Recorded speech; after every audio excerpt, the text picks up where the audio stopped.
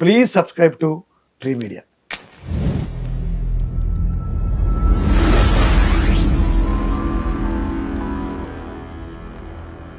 మీతో పాటు ఇంకో 4 మెంబర్స్ని, ఒక 5 మెంబర్స్ని ప్రైమ్ మినిస్టర్ గారి దగ్గర ఏదో ఒకటి అది ఉపాధి హామీ పథకంలో నేను ప్రాజెక్ట్ డైరెక్టర్గా పనిచేశానమ్మా.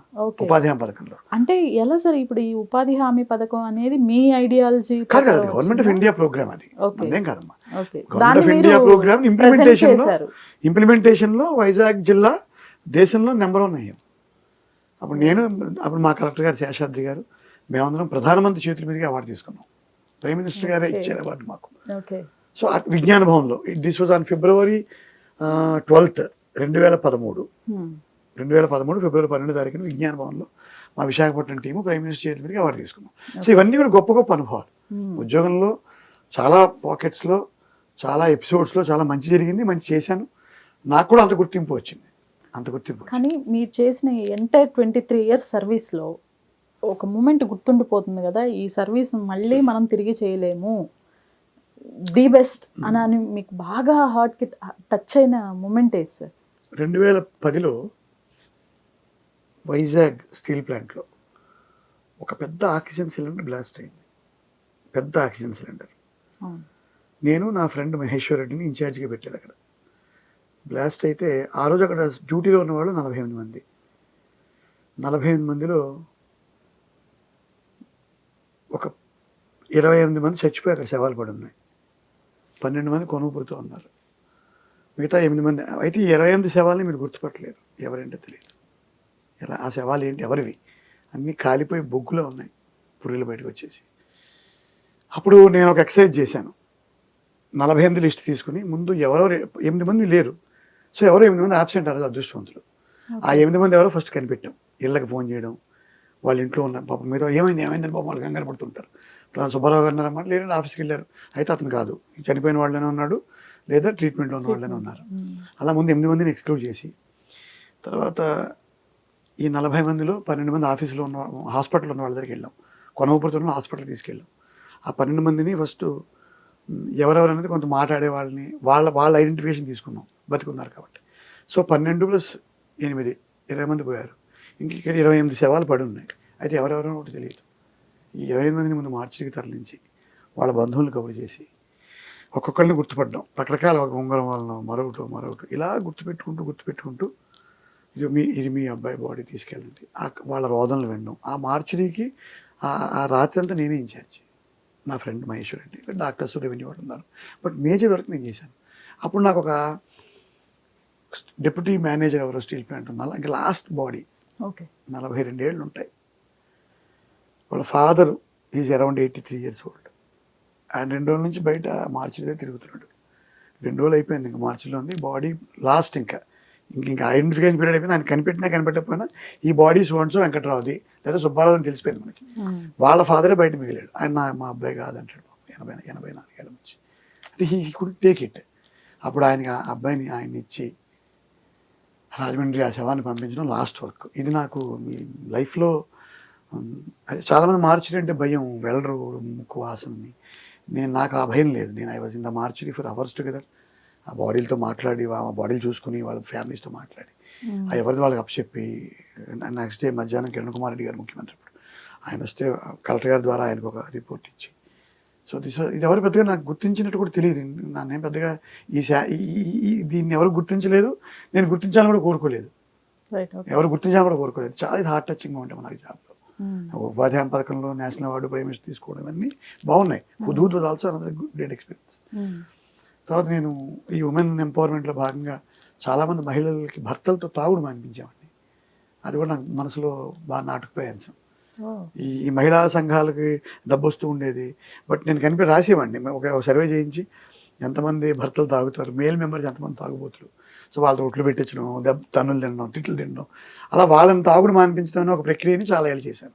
అది కూడా గుర్తుంటుంది. బట్ ఈ ఆక్సిజన్ సిలిండర్స్ బ్లాస్ట్, ఆ డెత్స్, అది ఇప్పుడు కూడా నాకు, అంటే you cannot see the body. అసలు చాలా ఒక బొగ్గు ముక్కలా ఉంటారు. అవన్నీ పట్టుకుని ఒకదాన్ని ముట్టుకుని తీసి అలా కూడా చేశాను నేను. I touch the bodies. So అది నాకు లైఫ్లో నాకు చాలా ఇష్టమైన పని. అది ఆ రోజు బాగా చేశాను అనిపించింది. అంటే అది బాధ ఉంటుంది, బట్ అప్పుడు ఎవరో ఒకళ్ళు ఆ పనికి పూనుకోవాలి. రెస్పాన్సిబిలిటీ అది చేయగలిగినందుకు చాలా ఆనందంగా ఉంటుంది. Okay. The best moment of my life అది. క్రిటికల్గా సార్, క్రిటికల్గా ఏదనిపించింది? కష్టంగా కానివ్వండి, కొంచెం ఇబ్బందిగా? పెద్ద నేను ఇబ్బంది పడిన సందర్భాలు తక్కువ, ఎందుకంటే నేను బాగా చేస్తాను జాబ్.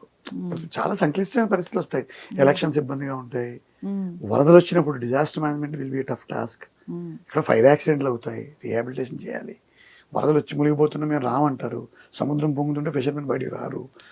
సో ఇవన్నీ కూడా critical aspects of life, of job ఏమంటారు, కెరియర్, అన్ని హ్యాండిల్ చేసేవాళ్ళం. ఓకే, అవన్నీ హ్యాండిల్ చేసేవాళ్ళం. ఓకే. ఇక్కడ సరే, ఇప్పుడు మీకు ఈ సినీ జర్నీ స్టార్ట్ అయిన తర్వాత మీకు ఏ రోల్ సాటిస్ఫాక్షన్ ఇప్పటి వరకు చేసిన వాళ్ళు అన్ని బాగుంటాయి. నాకు బాగా నచ్చిన వేషం అశోకవనంలో అర్జున్ కళ్యాణంలో ఓకే, పసుపులేటి రాంబాబు వేషం. అది చాలా క్లాస్ గా ఒక మంచి మోడ్ లో ఉంటారు, ఒక హెల్ప్లెస్ ఫాదర్. మంచి రోజులు వచ్చాయనే సినిమాలో పాలసీ మూర్తి అని ఒక వేషం, దానికి మారుతి గారు డైరెక్టర్. మన పెదకాపు అని ఒక సినిమా, పెదకాపు అని శ్రీకాంత్ అడ్డాల గారు, దాంట్లో బుల్లెబ్బాయి అని ఒక వేషం వేశాను. ఈ 3 నాకు 21లో మంచి రోజులు వచ్చాయి, 22లో పెదకాపు, 22లో అశోకంలో అర్జున కళ్యాణం, 23లో పెదకాపు. ప్లస్ ఇప్పుడు నా భగవంత్ కేసరి వేషం నాకు బాగా పేరు తెచ్చి నచ్చింది.